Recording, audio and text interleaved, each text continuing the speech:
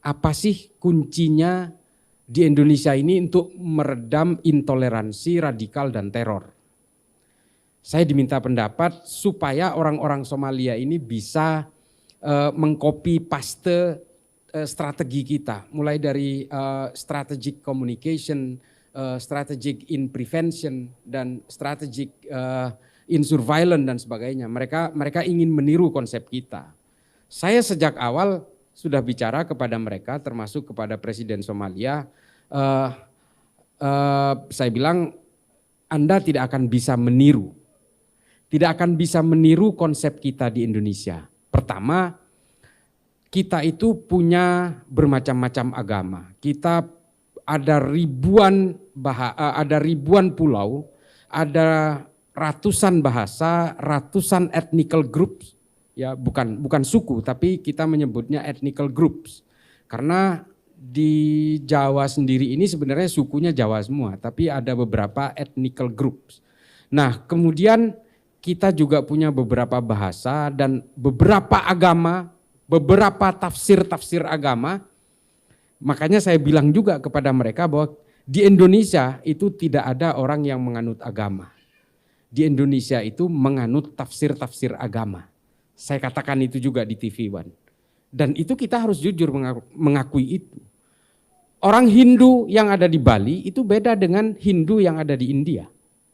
Kalau sampean tanya ke saya, Islam ini agamanya apa? Saya akan bilang Islam. Tapi pasti ada pertanyaan lanjutan yang mungkin tidak akan diucapkan. NU apa Muhammadiyah? Kalau ditanya manhajnya apa? Mazhabnya apa? Syafi'i, Maliki, Hambali, Hanafi. Kita ini bermacam-macam. Sama-sama Islam. Demikian juga dengan orang Kristen. Kalau kita tanya agamanya apa Kristen? Katolik apa Protestan? Ortodoks, Yehova, Mormon. Atau kita di Ortodoks sendiri ada Yunani Ortodoks, ada Koptik. Bermacam-macam. Ada Maronit seperti yang dianut oleh orang-orang Suriah dan Libanon. Macam-macam. Makanya kita ini sebenarnya adalah penganut tafsir agama. Lalu saya bilang ke pemerintahan Somalia, bagaimana dengan Anda? Dia agak bingung, yang menjawab itu namanya kalau tidak salah Muhammad Jelle. Ini dari Kementerian Agama. Dia bilang, nah itu persoalannya, dia bilang. Kami ini semua penganut Wahabi Salafi hampir 100%. Tapi konfliknya sampai hari ini belum selesai. Coba bayangin. Di Indonesia kita berbeda agama, bahkan yang seagama pun tafsirnya bermacam-macam, tapi kita alhamdulillah bisa terselesaikan persoalan-persoalan ini. Nah, hal-hal seperti inilah yang kemudian menjadi garis besar di sini. Saya bilang, I think you want, bahasa Inggris lagi sok tahu, sok jago. Tapi intinya gini, kalian tidak akan bisa meniru konsep Indonesia karena apa? Kalian itu tidak punya satu titik kunci di Somalia, saya bilang. Kalian tidak punya satu organisasi yang bernama Nahdlatul Ulama. Mereka nanya. Ini saya jawab seperti itu. Wallahi, ini saya bukan itu. Karena orang Nahdien, saya lahir di Madura sama seperti Gus Zen ini. Saya lahir di Madura, saya keluarga ibu saya dari Nahdien tulang sumsum. Nah, bapak saya ini Muhammadiyah. Meskipun bapak saya bukan Muhammadiyah. Bapak saya itu menjadi Nahdien karena menikahi ibu saya. Keluarganya masih Muhammadiyah. Tapi setiap ada keluarga saya yang meninggal, di keluarga bapak saya yang paling depan selalu mentahlilkan itu. Setiap bulan Maulud, saya selalu mengadakan maulid dan di kampung saya, di kampung bapak saya. Bodoh amat saya nggak ada ini. Karena ini bukan karena soal fanatisme terhadap Nahdlatul Ulama, tapi saya melihatnya secara empirik apa yang terjadi di negara-negara yang menganut Wahabi Salafi. Nanti saya ceritakan.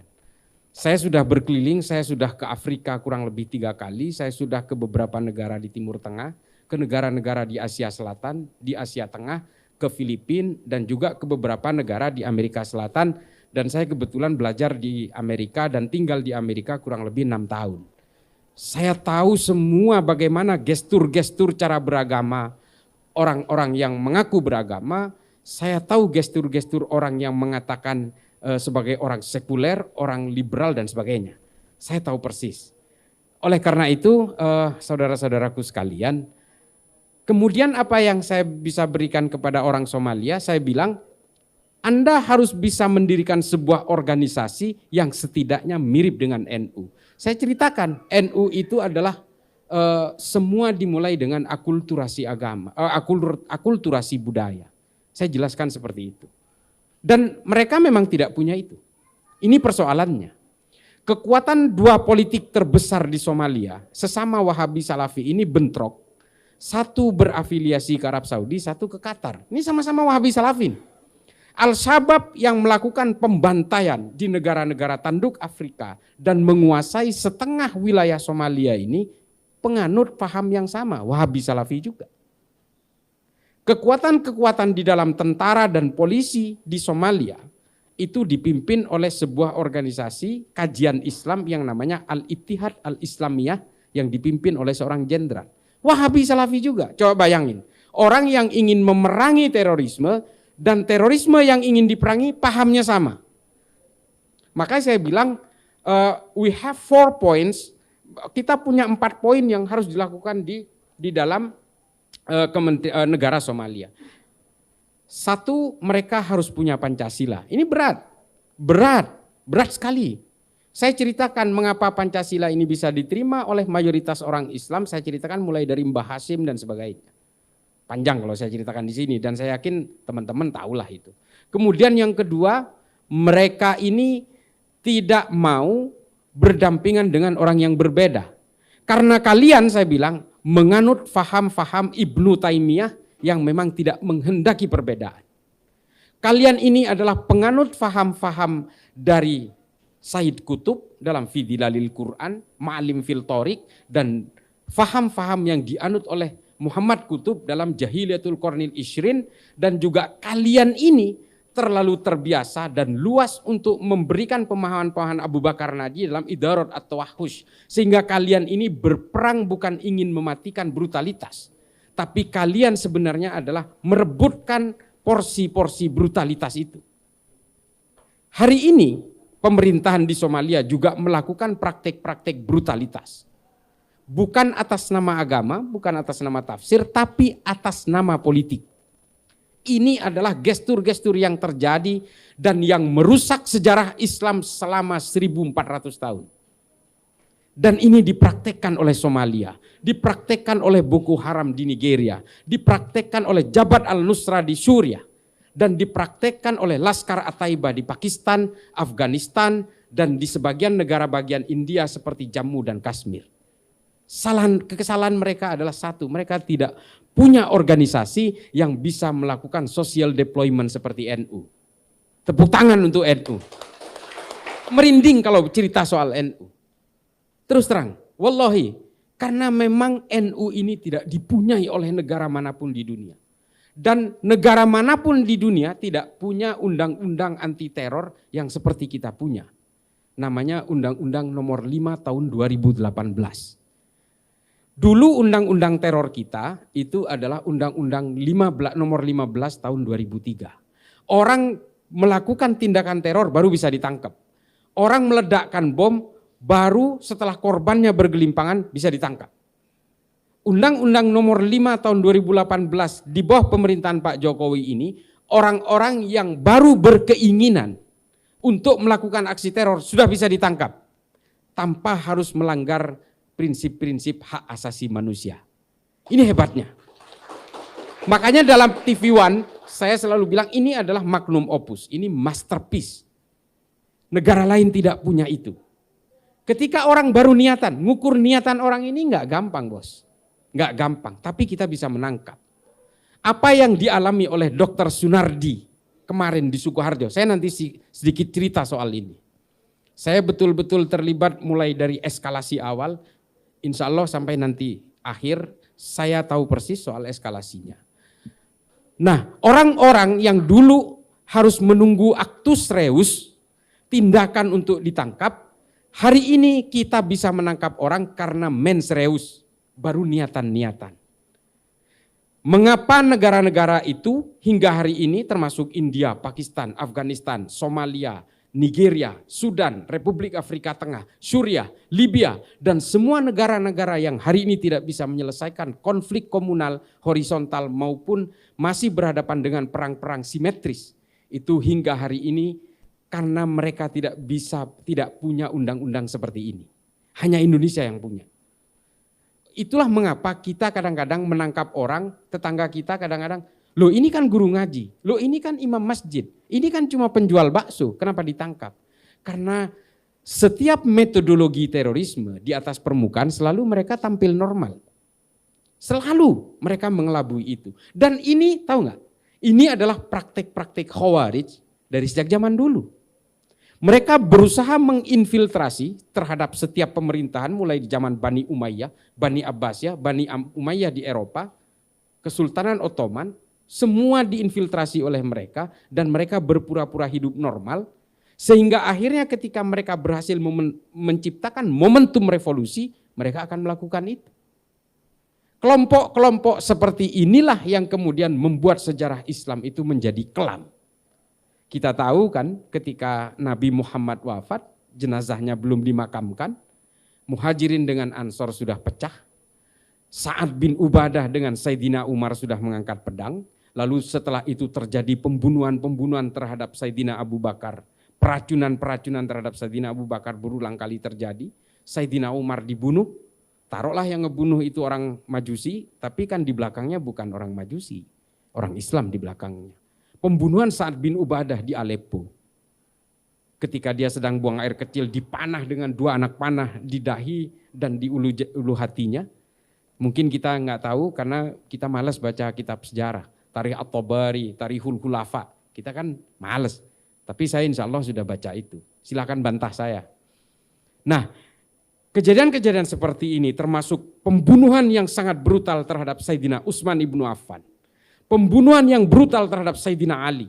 Pembunuhan yang brutal terhadap Sayyidina Husain dan peracunan terhadap Sayyidina Hasan. Dan pembunuhan antara bapak kepada anak, anak kepada bapak, ponaan terhadap paman, paman terhadap ponaan. Ini berulang-ulang kali terjadi karena apa? Karena politisasi agama.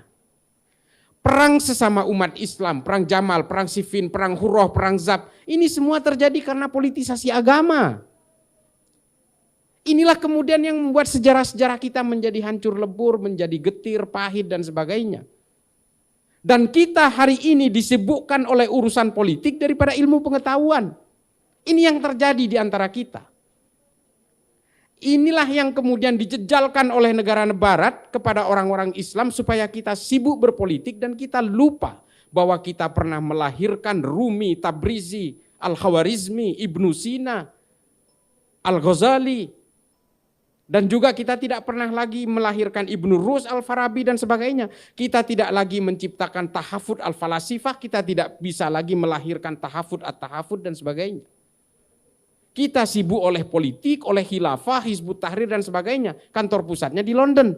Seharusnya kita bertanya, mengapa orang barat yang memfasilitasi itu? Karena kita supaya sibuk berpolitik. Dan dengan politik kita punya sejarah yang tidak nyaman. Kita saling bunuh sesama umat Islam karena persoalan politik. Inilah yang kemudian dijejalkan oleh orang-orang barat supaya Islam ini lebih sibuk dengan urusan remeh-temeh. Kita sibuk dengan fatwa-fatwa tentang bagaimana kalau istri haid itu bisa ditiduri apa tidak. Tentang celana dalam, ini mohon maaf, ini bukan tentang selangkangan, tentang bagaimana mengelabui istri yang pertama untuk bisa berpoligami dan sebagainya. Ini kan urusan remeh-temeh. Kita tidak lagi melahirkan ilmu-ilmu kedokteran. Kita hari ini oleh faham Wahabi Salafi ini lebih sibuk mengharamkan filsafat daripada melahirkan tahafud al-falasifah dan tahafud at-tahafud. Kita lebih sibuk mengharamkan dan mengkafirkan Ibnu Sina daripada melahirkan ilmu-ilmu kedokteran berikutnya.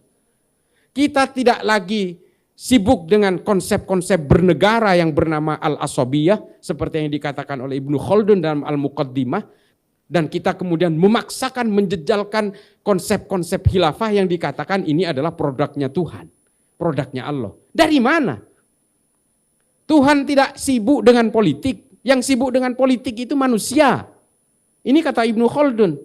Tuhan ini adalah pencipta alam semesta dan sudah menguasai alam semesta. Manusialah yang ingin mempetak-petakkan wilayah demi ambisi kekuasaannya. Khilafah ini kan sebenarnya strategi marketing politik saja. Sama seperti orang komunis yang selalu melahirkan land reform, kesetaraan kelas sosial. Sama ini, nggak ada bedanya. Khilafah mengatakan inilah produk dari Allah yang semua akan makmur. Dari mana? 3 dari 4 khalifah itu mati secara brutal, secara tragis. Sayyidina Husain kalau mau baca di Tarikhul Khulafa lebih brutal sekali. Yazid itu membunuhnya secara luar biasa. Dipenggal lehernya, ditusuk ke ujung pedang, diarak di jalanan di Damaskus. Setelah itu ditaruh di baskom, dipersembahkan kepada Yazid. Yazid ketawa. Coba bayangkan.